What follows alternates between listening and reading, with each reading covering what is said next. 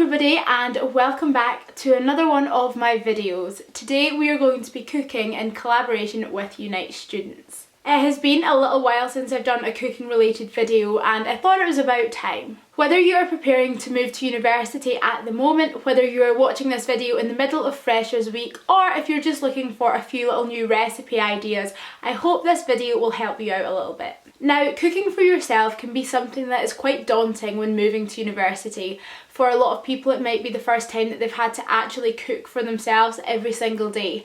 And that can be a scary thought. But I am here today to hopefully settle those nerves a little bit. I'm going to give you 3 of my top favourite recipes that I used to use all the time in first year at university. They are extremely easy and you can't really go that wrong with them, so if you are looking for a little bit of a confidence boost, give these recipes a go and hopefully they can be added to your repertoire. I feel like that is key when you're moving to university. When you're trying something new, when you're beginning to cook for yourself, you need to find recipes that work for you and that give you that little bit of a confidence boost. So talk to friends and family, look up online, find yourself a selection of good recipes that you know you can use. I remember just before I moved to university, I'd say I was okay at cooking.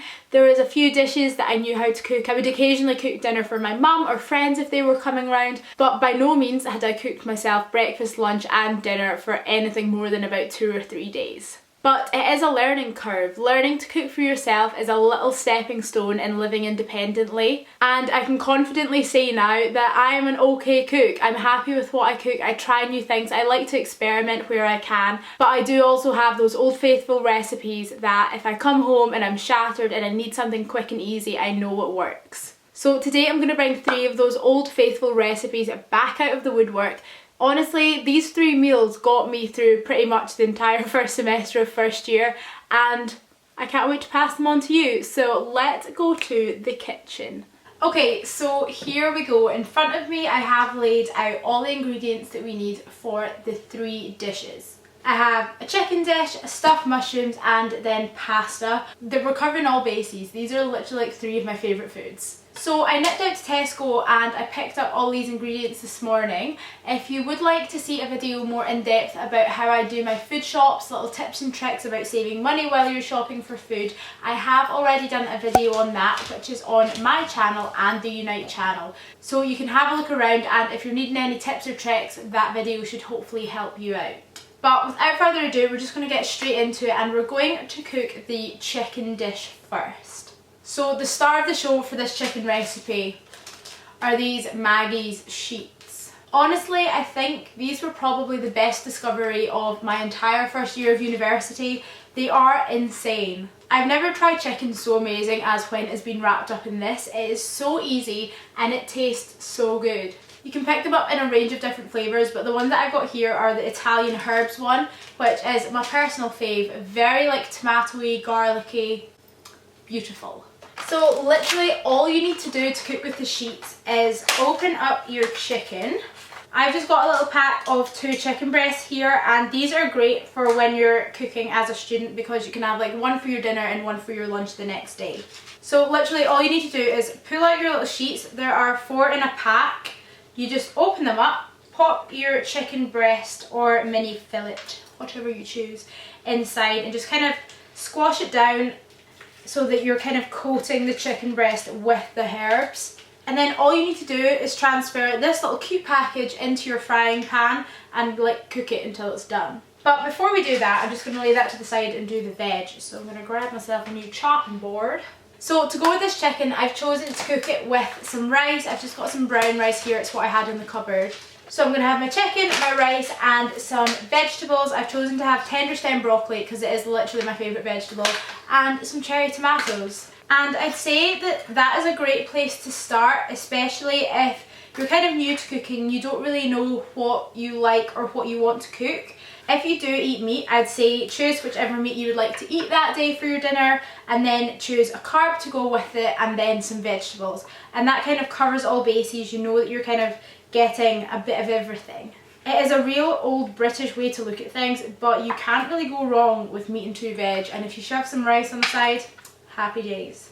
So I've just cut up some of my tender stem broccoli and some of the little cherry tomatoes, and now that's all the prep we need to do. The rest is cooking. So first things first, I'm going to put my rice on to cook. So I've just boiled some water, and I'd say a kind of basic rule of thumb when you are cooking rice is just to go 1 part rice, 1 part water. Honestly, I don't think I've ever met anyone that can get the quantities of rice right, so I've probably just made enough for about 4 people, but we should be okay. And now that our rice is on, it's time to do our chicken. So look how easy this is. Literally all you need to do is put your chicken breast wrapped inside the Maggie's little paper, and that is it. And last but not least, while those 2 bits are cooking, I'm just going to pop the veg into a pan. Now apparently this is the only other pan that my mum has, so we're just going to use this one right now.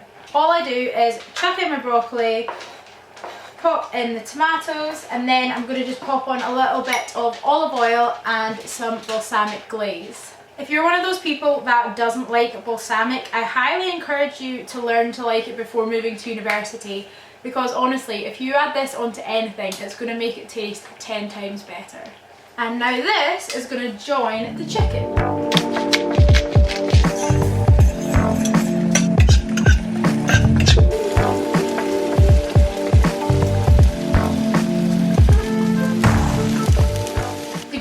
This meal as well is you can literally just put it all onto the hobs and leave it. As long as you've not got like 4 or 5 other flatmates trying to cook at the same time, it's pretty easy. I just have those 3 pans on the hob, and while it's all cooking I can tidy up the mess that I've made. And please do tidy up the mess that you've made, because you do not want to be the least favourite flatmate.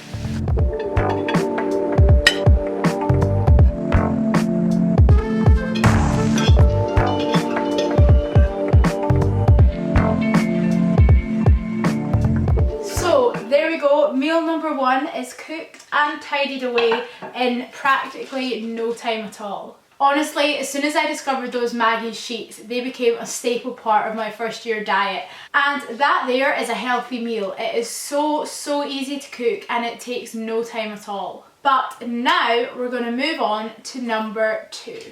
So for meal number 2, we're going to be making some hummus stuffed mushrooms. Now this is something that I was a bit confused by when I first heard it. I didn't know if I liked the idea of like hot hummus, but it tastes amazing.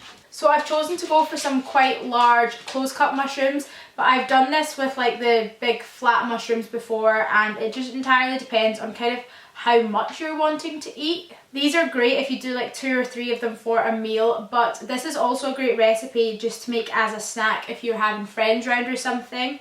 This meal is vegetarian, but obviously if you want to do it a little bit differently, you can use patty inside. You can also stuff it with cheese, which is so good. But today I'm just going to stick to an Old Faithful. This again is such an easy recipe, you hardly need anything at all. All I've got in front of me is some mushrooms, a pepper, some garlic and some hummus to go inside. And then I've got some green beans for the side. So literally all you need to do is take out the stalk of your mushrooms. I'm picking off the kind of outer skin. That's just a personal preference. I also find it really therapeutic, so I do this like whenever I'm cooking with mushrooms. Obviously this is completely unnecessary and you can just like wash the outside of the mushroom, but I just like doing it. So now that that's done, I am just chopping up the stalks of the mushroom so that I can fry them off to go back into the inside. There we go. I'm then just going to take my pepper, and I'm probably just going to use about 1/3 of this because I am only cooking this for myself and I've only got like 2 small mushrooms. I'm not going to use all of it by any means. It's at this stage as well that you could literally add in any vegetable that you wish. And then finally I'm just going to add 1 garlic clove to it as well to give it a little bit of flavour, because garlic is my favourite thing. There we go. I'm now just going to pop that into a little frying pan with some olive oil and some salt and pepper and just fry that off. So I've just popped some kitchen foil inside this baking tray because that saves on washing up and stuff later, which is always a good thing. And then just going to pop in a little bit of olive oil to kind of coat the outside of the mushrooms. You can also use butter for this if you want, but I always find olive oil is just so much easier because it's like already runny.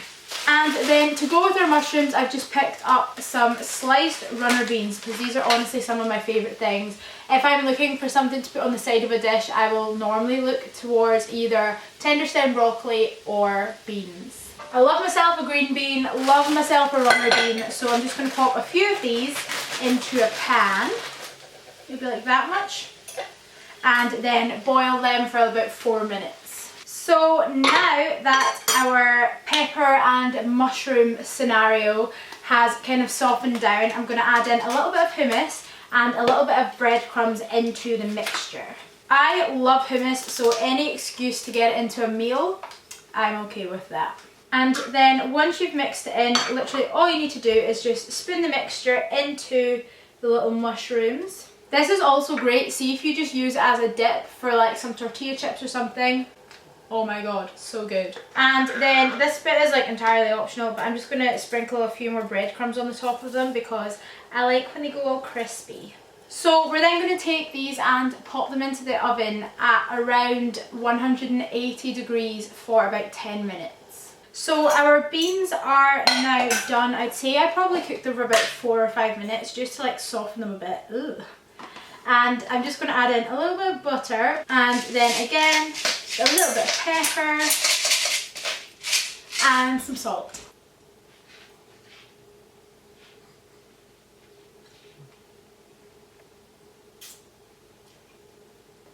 Honestly, I could just eat runner beans as a meal itself. I love them so much. And the last thing I'm going to do for this meal is just cut up some spring onions to just pop on the top. They add a little bit of colour, a little bit of flavour. I'm actually so excited to eat all of this food. Like, I'm going to have the best lunch ever.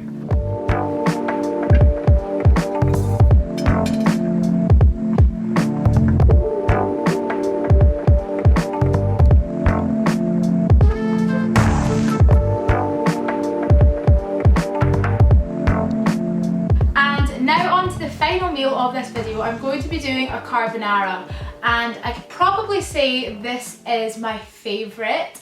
I think carbonara is my signature dish. Like, if ever I'm cooking and I ask for requests, it's always the carbonara. So I'm going to show you guys this recipe. It is probably the most easy recipe ever. There is hardly any prep involved, there is hardly any tidy up required. So first things first, I'm going to cook off some bacon lardons in some butter. I'm going to use this bigger pan here because later we're going to transfer everything into the one. So the bigger the pan, the better. I'm going to just take like a knob of butter. That was probably a bit too much. Oh well. And while they are on to start cooking, I'm going to pop some pasta on to boil. So I actually have linguine here rather than spaghetti, but I'm just going to cook it all. I normally would not use this much pasta, but there is kind of an awkward amount left in the packet, and that was one gigantic garlic clove, so I may as well make this for like 2 and I can eat it tomorrow. So I chopped up this clove of garlic while I was just waiting on the kettle to boil, so I'm now going to pop that in with the pancetta and then we'll get going. Okay, so I heard a slight splat earlier and I couldn't work out what it is, and I've just realised that the egg has rolled off the end of the island onto the table. I mean, something had to go wrong. Like, this wouldn't have gone smoothly, never in a million years. So if one cracked egg is all we're dealing with, that's okay. Oh, I can't believe I did that. Look, it just like rolled off the end of here and landed on the table. Fabulous. So that is us pretty much done. The main waiting game of this recipe is just waiting for the pasta to boil. So while we do that, I'm going to grab another egg, try not to break this one this time, and just crack it into a bowl. And then the only thing left for us to do is to grate some parmesan in with the egg. And this is what's going to make our banging carbonara sauce. So now that this is done, all we need to do is wait for the pasta to boil, and then we're going to just put everything into the one pan all together. So we're going to take the pasta, pop it in with the garlic and pancetta, kind of rub that all around a bit, make sure it's soaking up all of the juices, and then we're going to take the pan off the heat and add the egg mixture on top of that, because you don't really want the egg to scramble, but you want it to cook off a little bit. Honestly, easiest recipe about.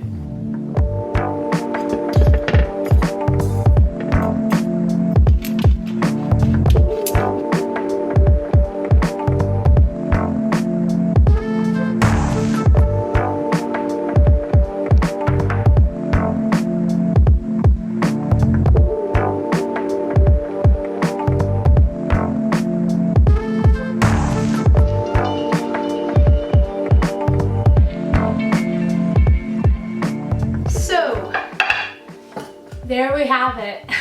These 3 meals have done me so well over my past 3 years at university, and I cannot wait to sit down and have the world's greatest lunch. It honestly gets better every single time. Smashed it. Anyway, I'm away to go and eat all of this, so back to Holly in the studio. So that's it for today's video. I hope that you enjoyed seeing these 3 recipes. If you do try them out, let us know. Leave a little review down in the comments, tag myself and Unite in your post if you're putting anything on Instagram. And of course, if you do have any Old Faithful recipes of your own, leave them down there as well, because as I said, it's all about bringing together that bank of trustworthy recipes. If you did enjoy this video, please give it a thumbs up, and if you're not subscribed, please do. Whether that is to my channel or to Unite's channel, whichever one you're watching this on, be sure to hop over and have a little look around. Anyway, that is it for this video. I hope you enjoyed, and I will see you again very soon with another.